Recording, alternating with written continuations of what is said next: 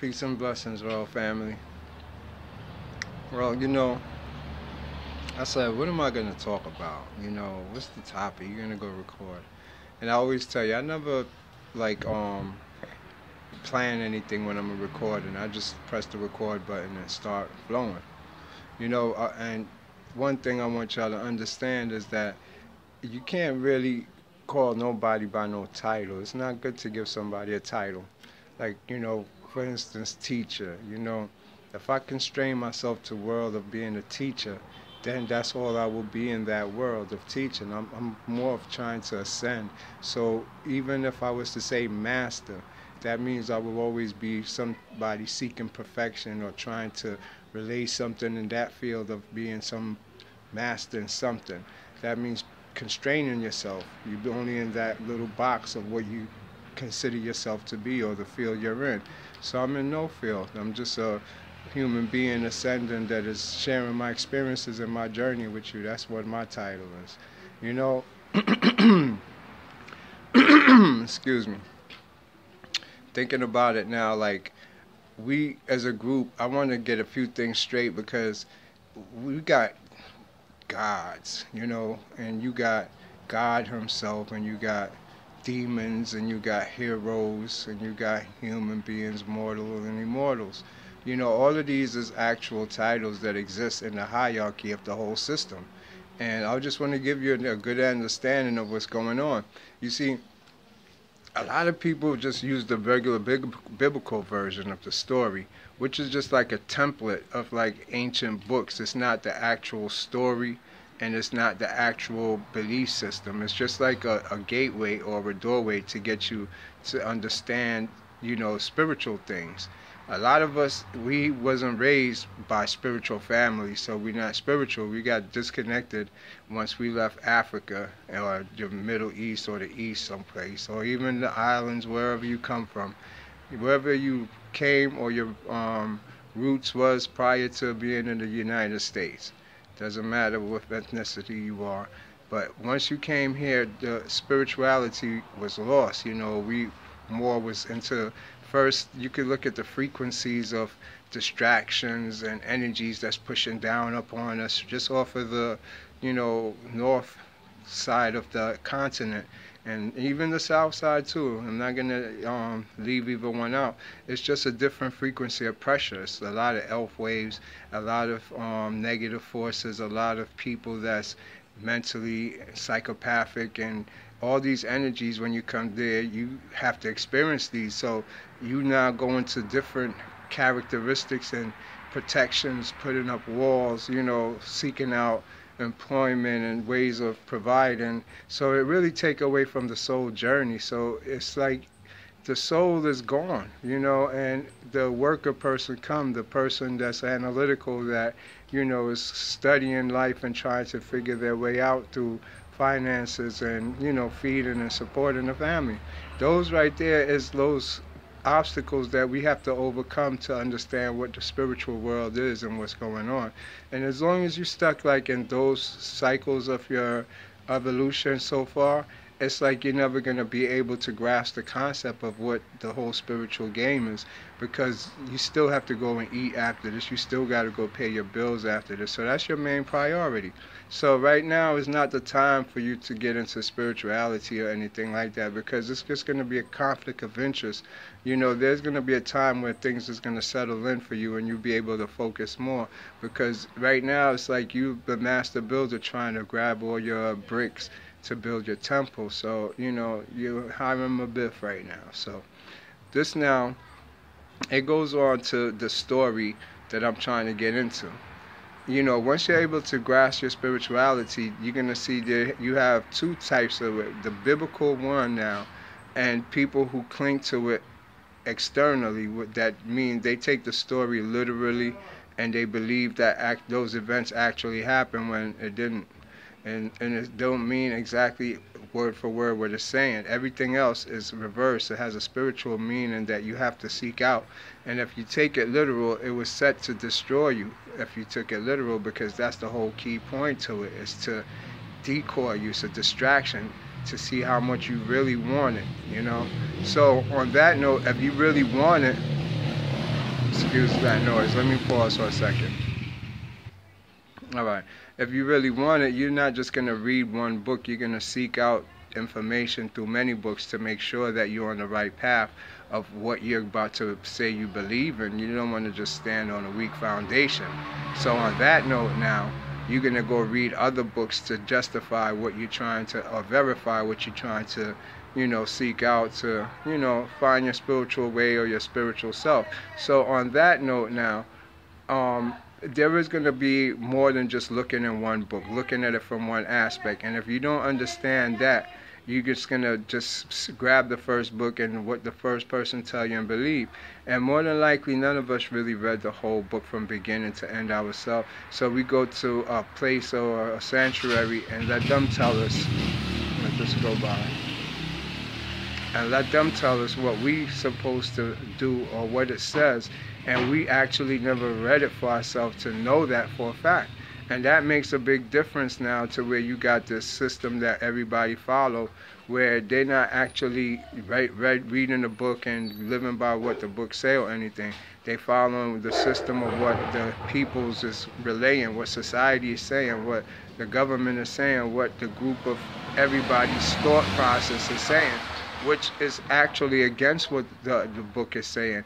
Because you see, deception is going to come in the form of groups. Everybody want to fit in.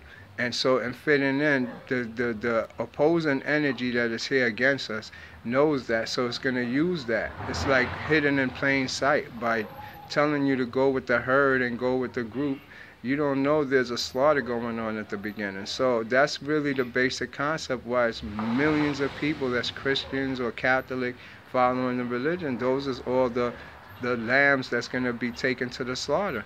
You got to realize that's how it's already written in the book. It doesn't say that everybody's saved already and he's just coming and wave his hands and say thank you.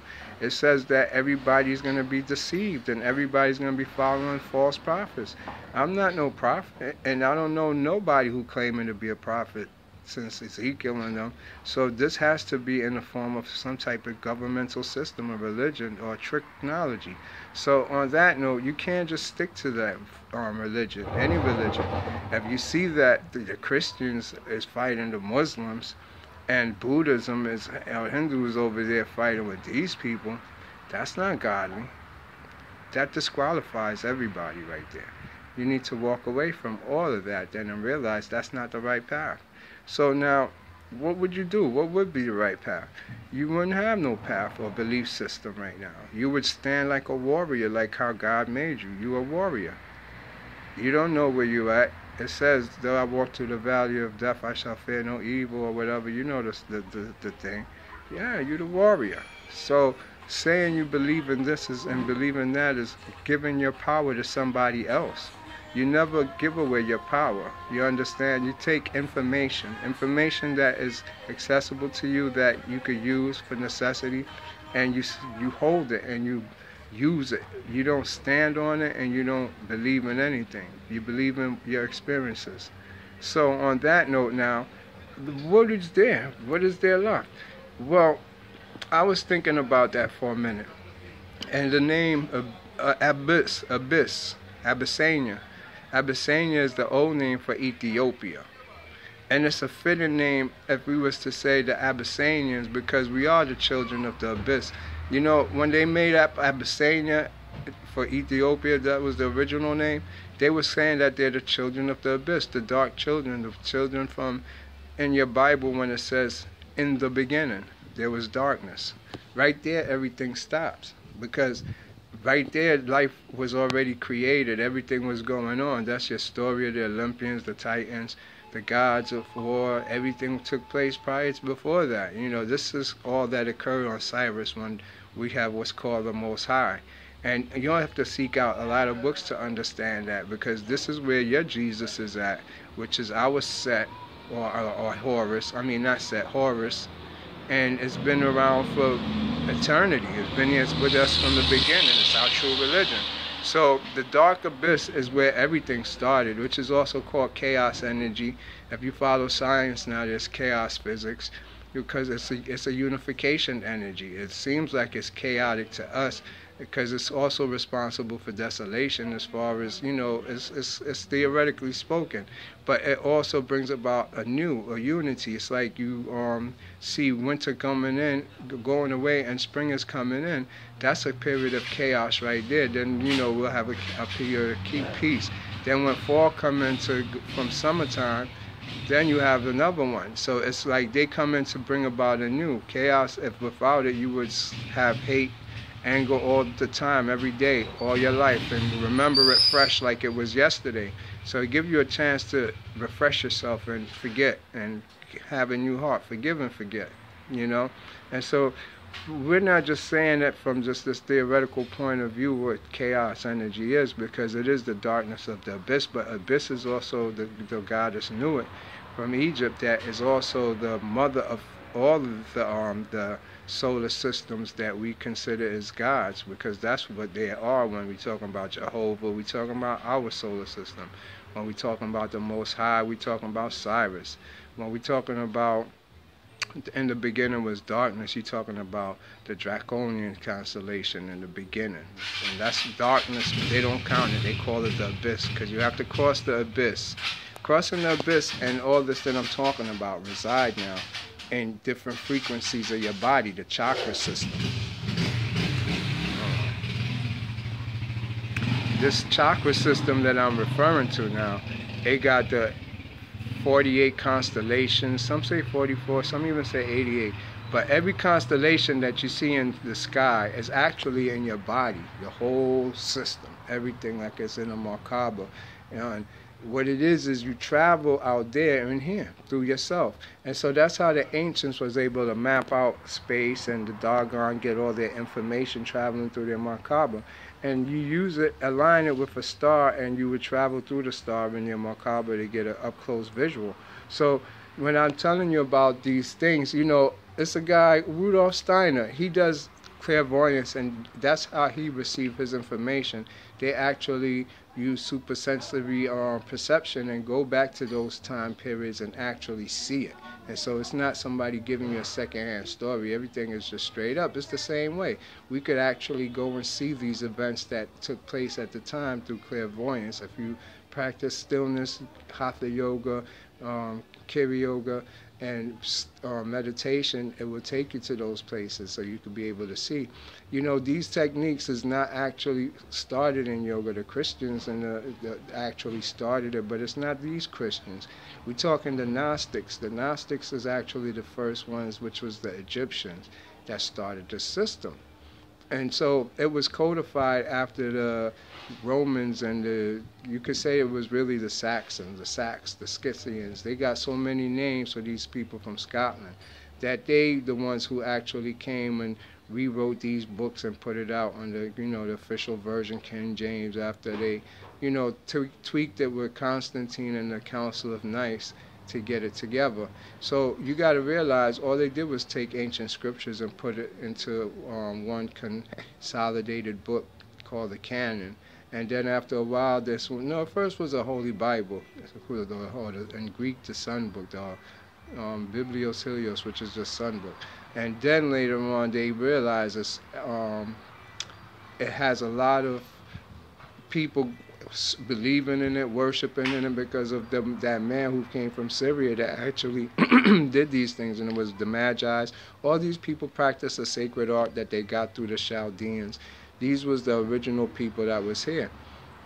Now, I want to don't go too far. I'm going to tell you about the Chaldeans and everything, because we're going into demons now.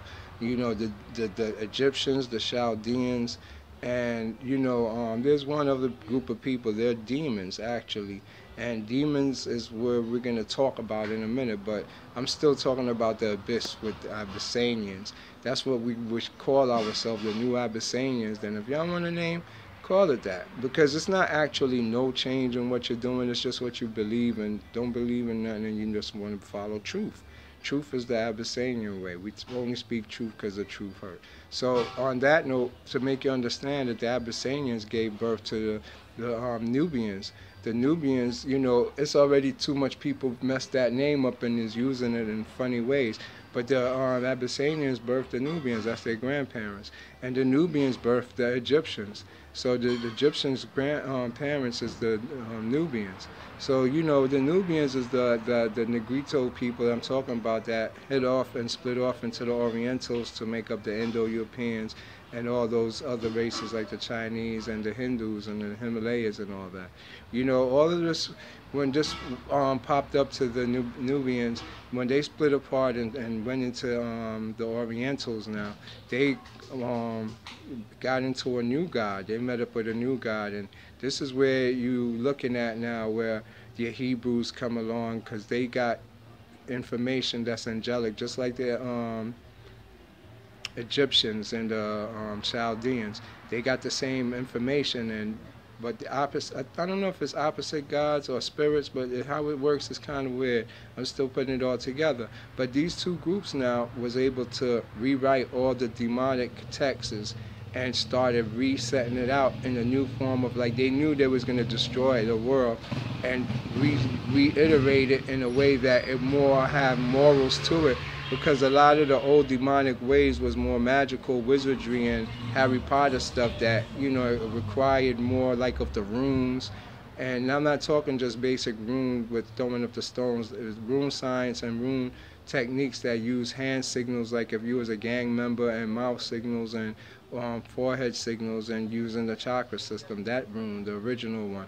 And so they took all of this information and rewrote it over into books that became the Buddha books, or Buddha was the first ones. They started putting these like in the Himalayas under the Rig Veda and all of that. The Rig Veda was the first spin-off from the Egyptian books, when they was actually trying to consolidate it into this new Christian philosophy, or you could say where humanity would leave the demonic life alone. That's why the last of the Egyptian text that's demonic was the end period, really. And, you know, being that they spoke demonic, it was a secret language.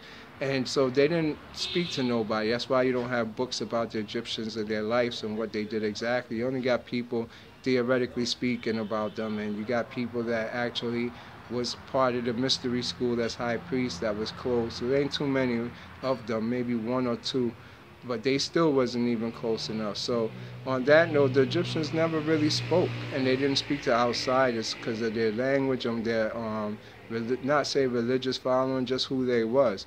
And so with that in mind, that's where we follow the dark abyss and call ourselves the Abyssinians, because they follow the life of truth and they knew the way. The way is being kept still. It's in Hebrew, and it's in the form of the Jews. The Jews still follow the way, and that's why you see them isolate themselves. They follow mysticism. They don't follow no religion, and that's the truth. Mysticism on the regular. Hold on, let this go by. If you wanted to really understand mysticism, let me pause it. You could say mysticism would be a science of reason. It's like nature science, but you use reasoning instead. You know, it requires you to be one with all the gods and all the spirits and all the demions and all the elementals, and you gotta be a very balanced out as far as the path that you choose. A lot of people claim mysticism, but it's not actual, because it requires an aesthetic life.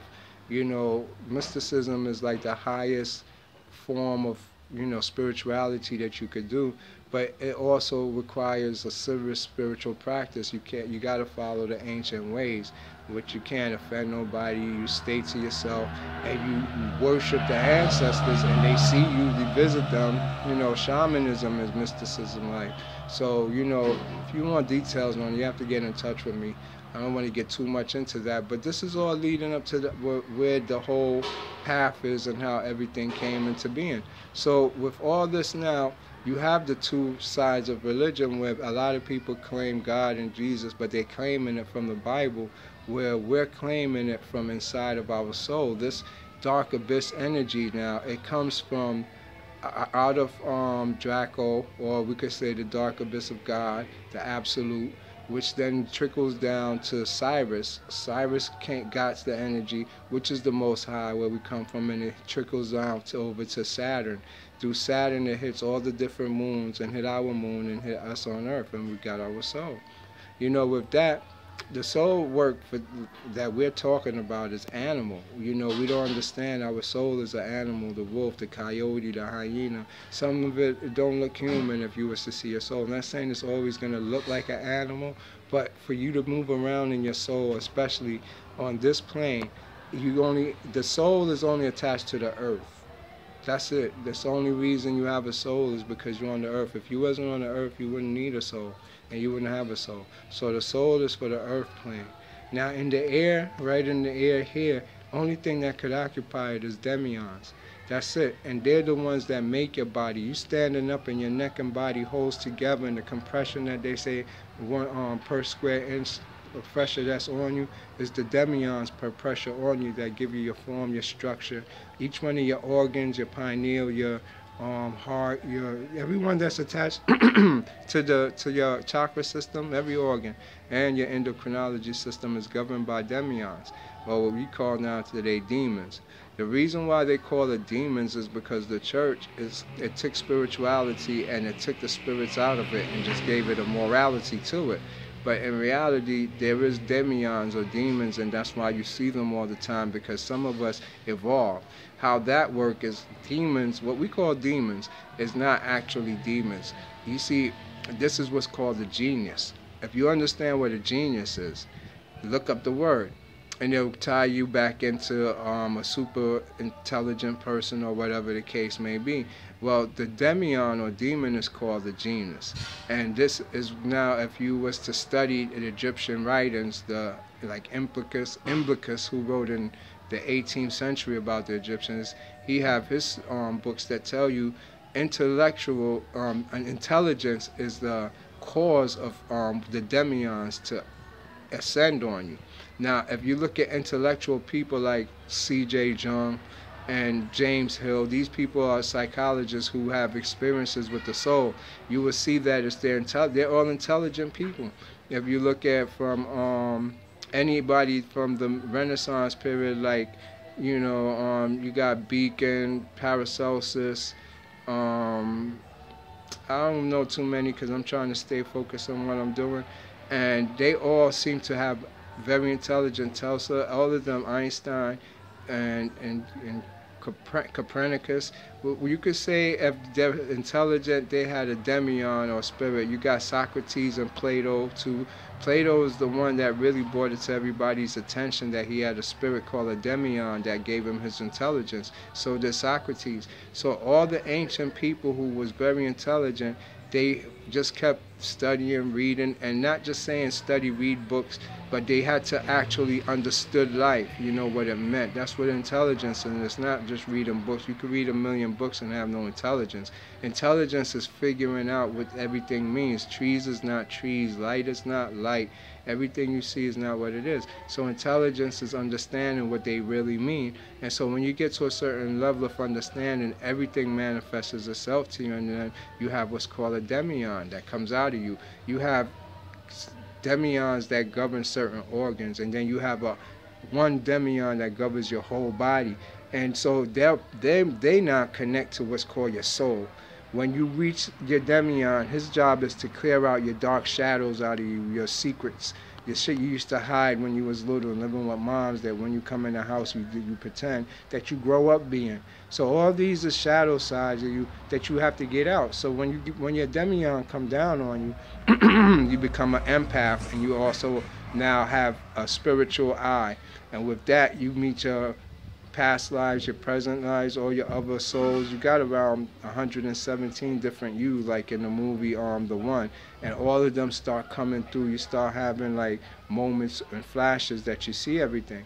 But it cures you of all those splits, and you unite yourself with your splits, and you only be now the conscious. You release them all in you. You release everybody, and you just be the consciousness in you. The body operates on its own. Everything fixes itself.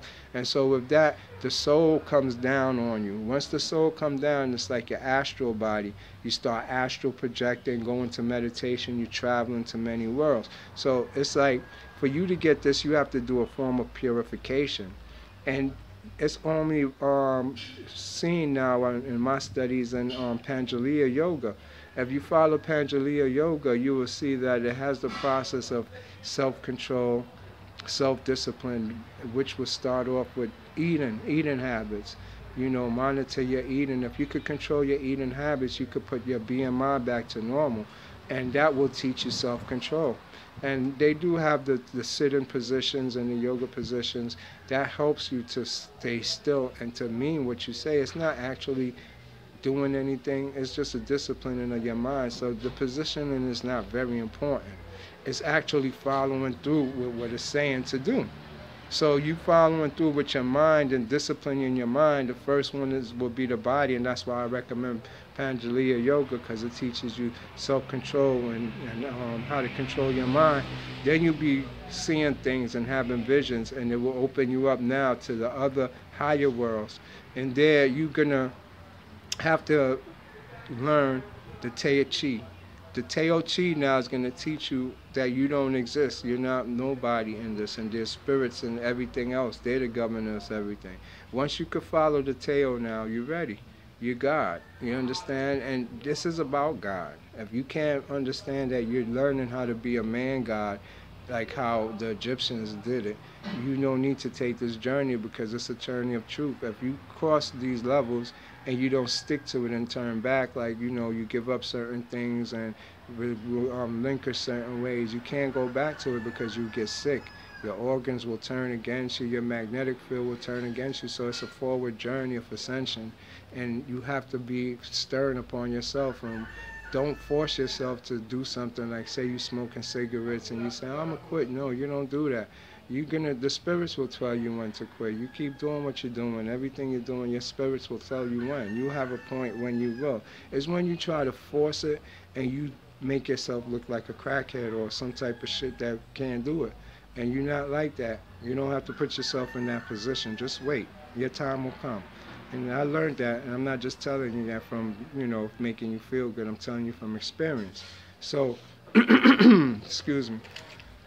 On that note now, everything that we do it represents the Christ. Because you see, everybody now rep the Bible. They want Jesus. It don't work like that. He came here with a science.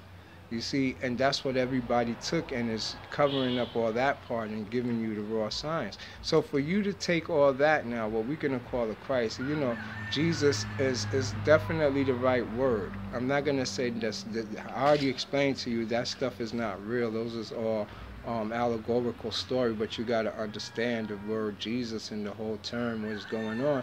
Because, you know, thinking of what I would call myself if I was to give myself a title, it would be Isis.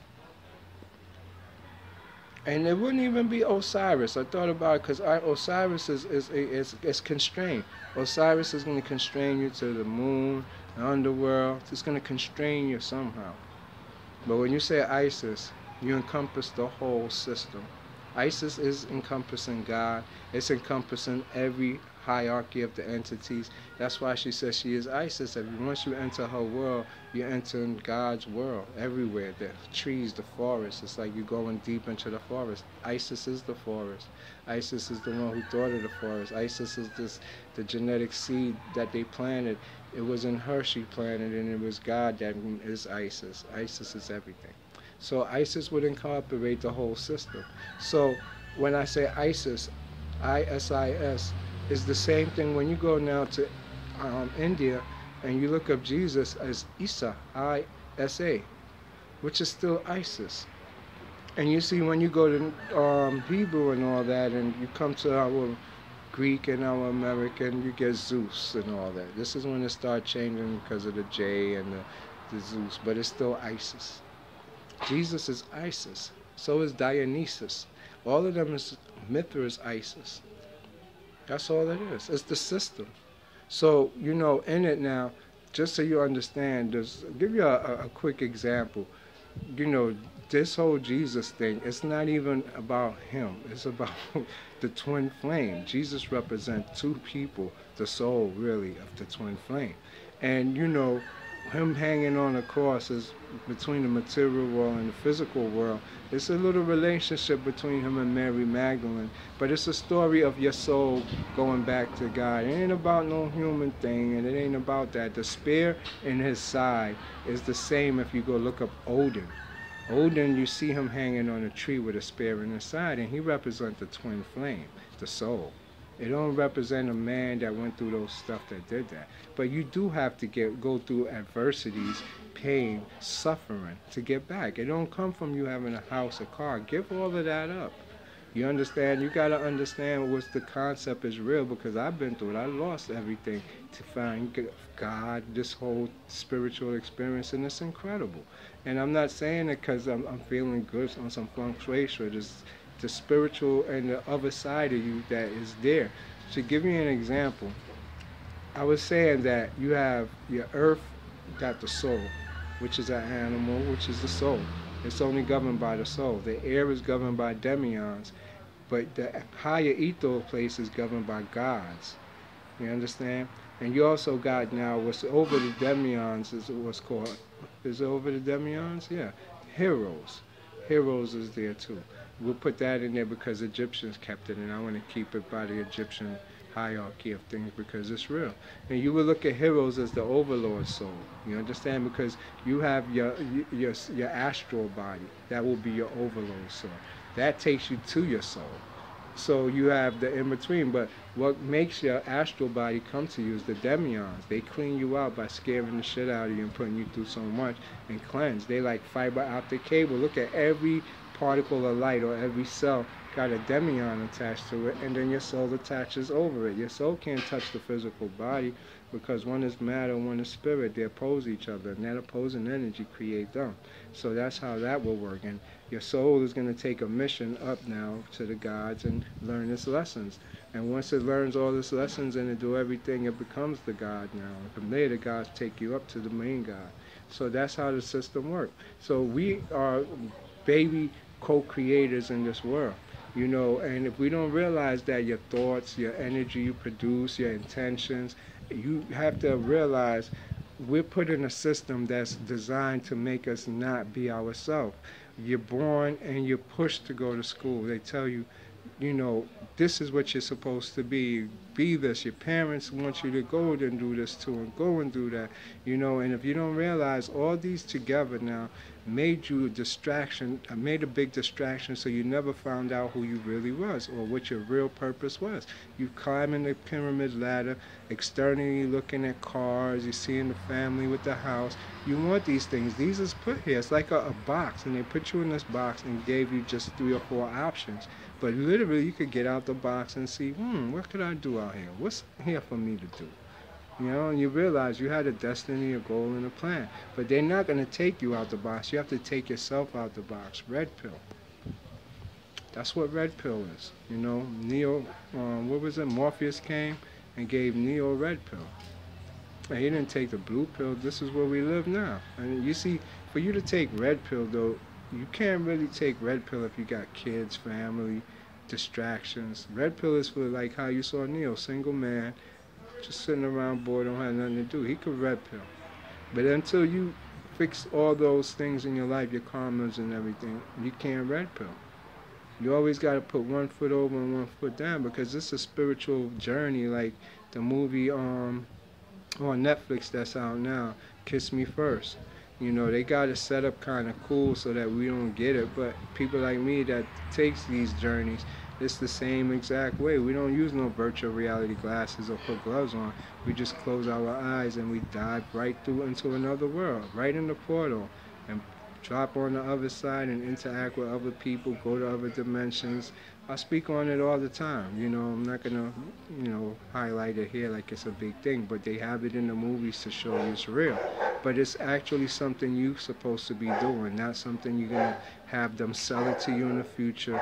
You could do it now, So I just want you to understand these things is what we're capable of doing if we're able to touch on our demion. You want to get in touch with your demion. The way you get your demion? Through intelligence. You have to read and understand, like learn nature science. Don't follow science. They're false, and their job is to hide everything and only tell you what they believe is true. But in the meantime, you could look at these trees, look at the sky, look at the sun, look at the moon, and they'll give you the answers. They could talk. They could be, if you could tap in psychically or just free yourself from beliefs. Stop thinking, stop assuming, stop thinking that's like what it is, and just let yourself go and just zone out in it. It'll speak to you and it'll tell you what it is. But you got to start taking things and like identifying them and confining them to what you want them to be, because that's what they're going to be. Then they're not going to show you what they really are, though. You want to know what they really are, you just sit there and meditate on them, and it'll all come to you. You already have it inside of you. Everything in here is your God self. You created this. You're the co-creator. You made in His image, and so you just forgot, and you're being bombarded by government signals, government version of reality, so you can't remember. The reason you're not going to be able to remember is because a long time ago, according to Egyptian books, when the firmament opened and everything was going bad, God released the dragon. It was a big dragon, and this dragon tore up this whole place. I know it's true, and it's you can hear it in thunder. That thunder you hear rolling like it's rolling a bowling pin to start dooming, and you hear it all around. If you ever observe it and listen to it, you hear how it rolls from one side of the south to the north and all around like it's moving. Well, anyway, the story is that they released that dragon down into the firmament, opened up, and it wreaked havoc on this world. And whoever survived was so fearful that they forgot all about that God. They didn't ever want to remember it. And that's where we're at today. That's what put us that we can't remember who we are and what we was, because of the disaster that the dragon tore up on the earth that was recorded in the flood incident.